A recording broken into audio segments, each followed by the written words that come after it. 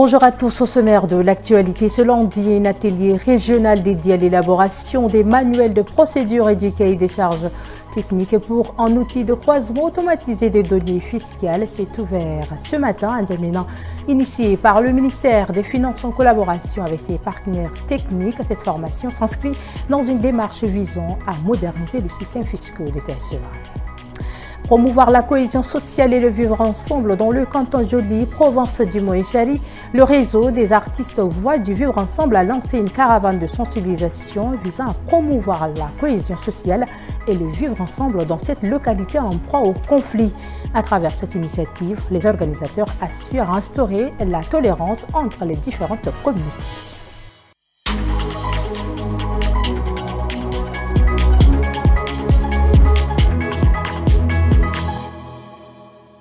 Bienvenue à tous. Je l'annonçais dans le sommaire, le ministère des Finances et du Budget, avec l'appui du Centre régional d'assistance technique du FMI, a ouvert ce matin à N'Djamena un atelier régional dédié à l'élaboration des manuels de procédure et du cahier des charges techniques pour un outil de croisement automatisé des données fiscales. Cet atelier vise à renforcer les capacités des États membres d'Afritac, centre dans le contrôle des données fiscales. Emmanuel. Cet atelier, consacré à l'élaboration des manuels de procédure, du cahier des charges techniques et de l'outil de croisement automatisé des données fiscales des États membres d'Afritac, poursuit plusieurs objectifs. Rationaliser le contrôle fiscal pour le rendre plus efficace, élargir l'assiette fiscale, maîtriser les risques liés aux services fiscaux, fiabiliser le fichier des contribuables, lutter efficacement contre la fraude et l'évasion fiscale. Ces mesures visent à accroître les recettes fiscales dans les pays dits fragiles ou en situation de conflit afin de réduire leur dépendance aux dettes extérieures. Les assiettes fiscales sont encore étroites, tandis que le secteur dit informel ne cesse de croître. Il n'est donc pas surprenant que la TVA, impôt majeur dans notre sous-région, affiche des performances éloignées de son seuil d'efficacité. Par ailleurs, l'état des lieux présenté lors des travaux de Brazzaville en novembre dernier a révélé qu'aucun pays de notre espace ne dispose d'un cycle complet de gestion des données fiscales. Pour le secrétaire d'État aux Finances, cet atelier vient à point nommé pour doter les administrations fiscales des outils modernes de gestion des données fiscales encore manquantes dans de nombreux pays. Le présent atelier régional, qui porte sur l'élaboration du manuel de procédure et du cahier des charges techniques de l'outil de croisement automatisé des données fiscales, arrive donc à point nommé pour donner un coup d'accélération à nos efforts communs de doter nos administrations fiscales des outils modernes de collecte, de stockage, de traitement et d'exploitation du renseignement fiscal. Le Centre régional d'assistance technique d'Afrique centrale est une institution créée en 2012 par le FMI en collaboration avec 9 pays membres dans le but de renforcer les capacités institutionnelles, techniques et humaines de ces pays membres pour concevoir et mettre en œuvre des politiques macroéconomiques et financières saines. C'était les images de Boyomo Krios. Le réseau des artistes Voix du Vivre Ensemble a organisé une caravane de sensibilisation sur la cohésion sociale dans le canton Joli, province du Moïchari. Objectif, limiter les conflits et promouvoir la cohabitation entre les différentes communautés. Un élément de Farel Brian d'Akola. À travers des chants, des sketchs et des messages de paix, ils ont animé une vaste campagne destinée à renforcer la cohésion sociale. La population de Joli, les chefs de village, chefs traditionnels, chefs de féerique se sont mobilisés en grand nombre pour cette rencontre empreinte d'émotion. Vraiment, mes frères et sœurs, aujourd'hui, il y a quelque chose qui nous a unis tous, sans se rendre compte. Quand on parle de l'hymne national, peuple tchadien, quand on dit peuple tchadien, debout et à l'ouvrage, c'est tous les peuples tchadiens. Il n'y a pas 2 hymnes nationaux, il n'y a pas 3 hymnes nationaux, quoi que ce soit. On a un seul hymne national, on a un seul drapeau, on a un seul pays. Et nous vivons toujours ensemble. Rien ne peut venir nous séparer à la dernière minute. De son côté, le coordonnateur national du réseau, Ngemuro Marouf Placide, alias Sidson Algewi, a expliqué que cette initiative est née des multiples conflits qui secouent le pays depuis des années. Les problèmes, ça ne va jamais manquer. Entre éleveurs, entre agriculteurs, entre frères et sœurs, même du même père, même mère, les problèmes, il y a toujours eu des problèmes dans la vie. Mais quand il y aura des problèmes, il faut chercher des solutions qui ne vont pas mener au bain de sang. Aujourd'hui, notre message ne s'adresse pas seulement à la population, mais notre message, c'est aussi aux autorités de la place. Les chefs de canton, les chefs de village, les chefs de brigade. Quand il y a une situation et qu'il faut traiter un problème, il faut traiter avec équité. Les habitants du canton Djoli ont salué cette initiative portée par les artistes qui est celui de s'aimer les graines de la paix et de la fraternité. De ça, revenons ici à N'Djamena, où un rond-point en métal installé en début de semaine dans le 4e arrondissement de N'Djamena a fait polémique. Son coût supposé à plusieurs millions de francs CFA enflamme les réseaux sociaux. Les habitants, eux, s'interrogent sur la transparence des dépenses publiques. Face à la controverse, la mairie lève l'équivoque. Combien a coûté ce rond-point fait de simples tiges de fer? Sur les réseaux sociaux, chacun y va de son estimation.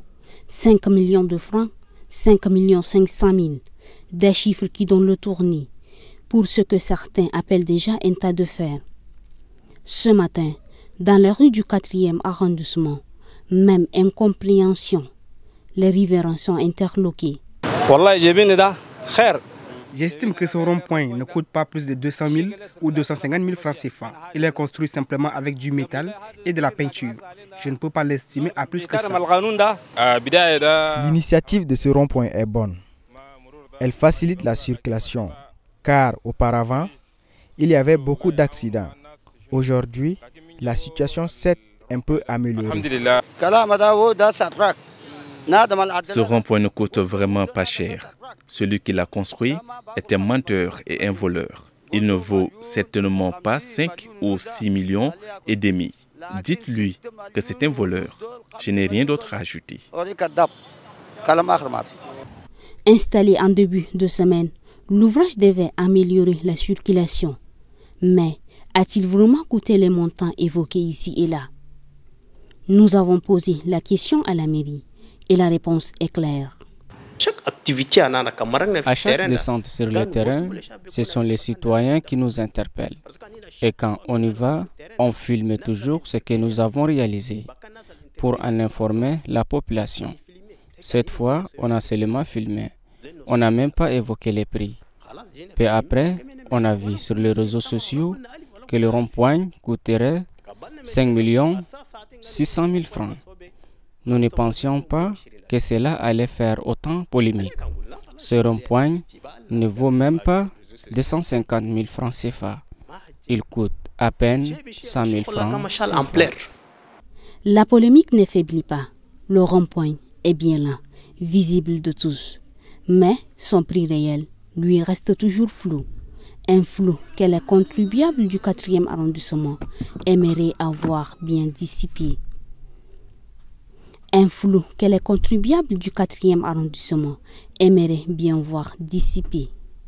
C'est un reportage de Abdelaziz Mahamat rendu par Habiba Anguini. Le maire de la commune du 3e arrondissement a procédé à la fermeture de la carrière de Sabangali. Motif, le non-respect de la circulation routière par les chauffeurs des bennes et la sécurisation des infrastructures.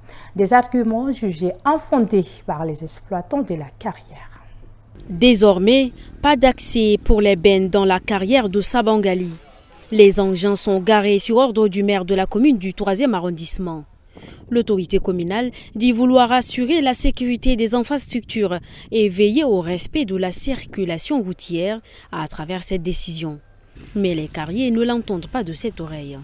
Je suis un père de famille et je suis en location. C'est grâce à cette activité que j'arrive à subvenir aux besoins de ma famille. On nous a empêchés de travailler il y a de cela 5 jours. Je ne sais quoi faire avec nos familles. Le délégué de la carrière, lui, déplore la quantité de stocks non vidés, faute de délai, avant l'interdiction. Non, on ne nous a pas donné de délai. Si normalement ils devront nous consulter, Et comment on va faire avec nos essais qu'on a enlevés dehors et les gens des pirogues qui enlèvent leur sable, que maintenant le sable l'eau est en train de bouffer le sable là. Normalement, ils nous consultent, tout le monde devrait dégager tout son sable et même s'il ferme, il ferme. Mais comme ça, là, ça devrait dur. Même son dos cloche du côté de la population. Cette décision n'est pas la bienvenue. Certes, la mairie a libéré la voie, mais je n'apprécie pas cette décision, car beaucoup de gens dépendent de ça. Et voilà qu'ils sont au chômage. Du côté de la mairie, on assume le verdict. Le maire adjoint affirme que les directives ont été données lors d'une réunion.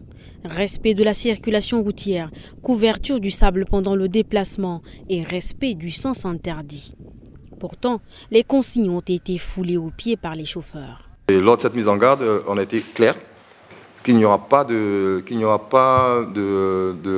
tergiversation si la loi est enfreinte. Donc, lorsque vous enfreignez la loi, automatiquement vous êtes verbalisé. Il n'y a pas de délai pour ça. Selon les ouvriers, cette carrière est la plus proche du centre-ville et où le sable est vendu à vil prix. Reste à savoir si cette décision du maire entraînera une inflation sur le prix de ce matériau. Hors de nos frontières à présent, 3 informations sont traitées dans l'actualité internationale. Ce lundi, on fait le tour d'horizon avec Atara Naïdogarty. Au Sénégal, Bassirou Diomaye Faye avait promis des renégociations de contrats avec des sociétés étrangères. C'est chose faite pour l'usine de dessalement d'eau avec l'entreprise saoudienne Aqua Power. Un nouvel accord vient d'être signé. Le premier, conclu à la fin du mandat de Macky Sall, avait été annulé par le nouveau gouvernement. Selon le journal d'État Le Soleil, l'accord fait baisser le prix de l'eau d'une 40aine de francs CFA le mètre cube, réduit les frais de location annuels du gouvernement et double la capacité de production d'énergie solaire pour alimenter l'usine. En Côte d'Ivoire, la présidentielle du 25 octobre 2025 approche. L'opposition appelle la communauté internationale à s'engager pour une élection juste et inclusive. La semaine précédente, des déclarations de l'eurodéputé allemand Michael Galler ont ainsi fait réagir sur les réseaux sociaux. L'ex-diplomate demande à l'Union européenne de souligner l'importance d'élections crédibles, entre autres auprès des autorités ivoiriennes. Les Abidjanais interrogés par RFI, eux, sont partagés sur le rôle des partenaires extérieurs concernant le scrutin. Au Burkina Faso, plusieurs commerçants ont été enlevés à Ouagadougou ces derniers jours après avoir critiqué une opération du ministère du Commerce contre la hausse des prix des motos sur les marchés. Après leur disparition, 2 de ces commerçants sont réapparus quelques jours plus tard dans des vidéos en tenue militaire présentant leurs excuses au gouvernement. Ainsi s'achève cette édition. Mesdames, Messieurs, merci de l'avoir suivi. Tchad Info, c'est l'information continue.